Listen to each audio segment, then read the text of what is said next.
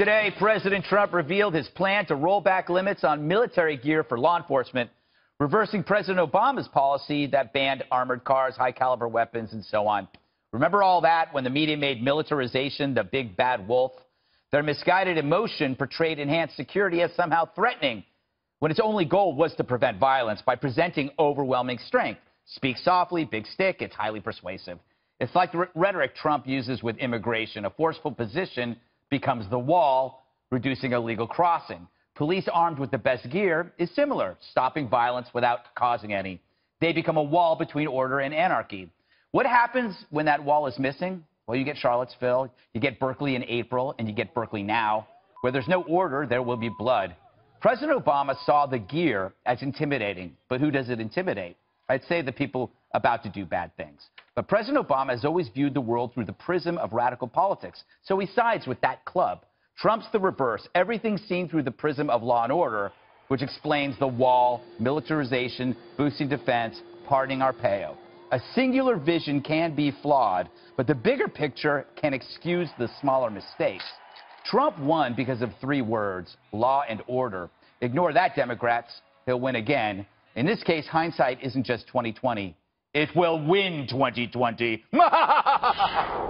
Wow. I decided to add that extra flourish, Put a little Kimberly. extra sauce into that one. Yeah, Kimberly, Yeah. militarization was a fancy word for extra gear that creates a perception of force so you don't have to use force. Isn't that the logic? Well, right. But the thing is, I have a very strong opinion about this, having, worked as a prosecutor so many years in Los Angeles and working gang details and all of that. The police need to have the tools that are necessary in order to do their job. And guess what? Some of the things that people were saying, oh, we can't have this, and stripping the police departments of the tools they need to do their job. It's like taking a stethoscope away from a doctor. It just doesn't make any sense. Some of these vehicles and the things that are armored, et cetera, that are all terrain, that can even go through flooded areas to help in times of a natural disaster like this and really provide relief to a community. So why would we want to take that away from them? Because we want to say the police are bad? We don't want them to have any of the things they need? I mean, they're not going to have uniforms next? Are you going to take away bulletproof vests? I mean, what else? Just leave them with the rubber bullets? Yeah, there's always that argument, Jesse, like if you give somebody enhanced security, they're inherently more dangerous because they're more, like a guy in seatbelts will drive faster. So the argument is if they have more of this stuff, they're just going to be more dangerous when, in fact, they're just trying to protect themselves so they can protect you. Yeah, the hardware is mostly defensive in nature. And it started when we saw those images after Ferguson of these police officers in tactical gear facing off against these shirtless, angry protesters. And people didn't like those images, especially in Obama's base, so he rescinded this deal. Trump just won on law and order, and now he's delivering the goods. Look at some of these things. Military-grade bulletproof vests, armored vehicles, tactical helmets, tactical shields.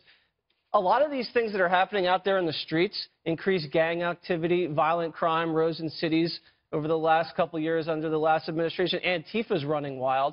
So I think some Democrats think, for instance, we're going to use the police, these weapons against them while they protest the RNC. No. These things are used with explosive detonations, active shooter situations, large-scale riots, terrorism situations, drug raids, gang raids.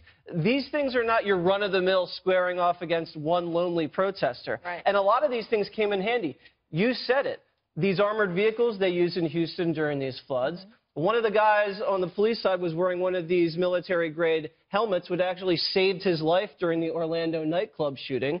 And then you had the armored vehicles that they used to hunt down the San Bernardino killers. So, and they're not making new purchases. This stuff is being transferred, so they're not paying. This is recycled hardware. I thought Democrats liked recycling. I was just going to say that. Liberals love recycling, except when it comes to giving equipment for the police, right? Do you remember when the Baltimore mayor said that we should give the protesters room to destroy? Yeah. Well, the cops have to be able to respond to terrorism, rioting, and they can't win because if they're not prepared, like we saw in Charlottesville, then they're accused of not being able to handle a dangerous situation. But they've been accused by the Obama administration of being overly militarized and having too much equipment and hurting the feelings of criminals who really want the room to destroy, as the Baltimore mayor suggested. I think we need to point out as well that this is something the Obama administration allowed to go on for 7 years throughout his term, didn't rescind it until 2015. It was in place during the Clinton administration and the George W. Bush administration. So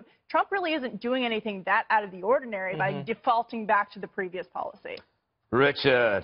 This is an insane policy, and maybe I'm the only voice of reason at this table. But let's take a city like Haverhill, Massachusetts. You've probably never heard of it, but they have 65,000 residents. They have, because of this particular act, 20 of these 20-ton mine-resistant ambush vehicles. Tell me why in God's name does Haverhill, Massachusetts need 20-ton mine-resistant ambush vehicles? Because another small city right outside of Boston, that was the scene where the Boston bombers fled. Right. And you need 20-ton ambush vehicles to destroy You need 20 of them. How many you need 20 of them. How many should they 20. have, Richard? How many? You don't need any of those. That's why we have the military. We have military bases in all the states. Scene of a crime that right? Here's the problem with this. Oh, my God. 911, military. Here's the problem. And listen, I'm not the only person that agrees that this is egregious. So wait. Senator Rand Paul also feels the same way. And when he feels that way. And when he gets back to the Senate, he's introducing a bill called Stop the Militarizing